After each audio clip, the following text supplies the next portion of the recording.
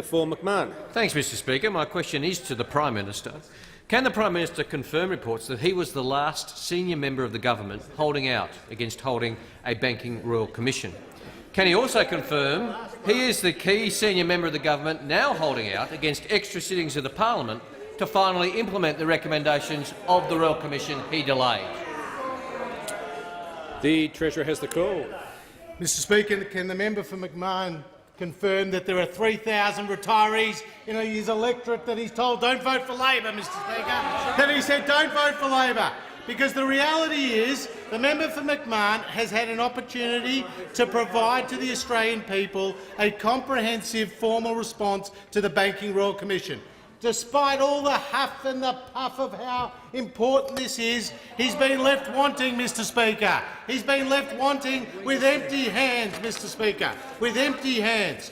What is the member for McMahon saying to the 17,000 mortgage brokers across the country, including his electorate, employing 26,000 people? Is he saying that he will back the government and the judgment of the Reserve Bank Governor of Australia, who said we were right to be cautious about changing the fee model for mortgage brokers? Or is he going to back the member for Hotham, who said that we are going to accept and implement every single recommendation, Mr Speaker? The reality is the member for McMahon not only was a complete failure as the Minister for Border Protection, Mr Speaker, with 25,000 votes, but now as Shadow Treasurer, Mr Speaker, has come up with a genius of a plan to slug Australians with $200 billion of taxes, Mr Speaker. Taxes including a retirees tax, and he's offended over 1 million Australians by telling them that if they don't like the policy, don't vote for Labor, Mr Speaker.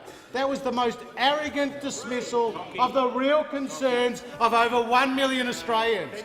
And it's a display of arrogance that the Leader of the Opposition has dared not repeat and to back up his Shadow Treasurer, Mr Speaker. And the question is, how long will it be before the Labor Party crab walks away from their retirees tax? And if they don't, Mr Speaker, then over 1 million Australians will make their feelings concerned at the ballot box.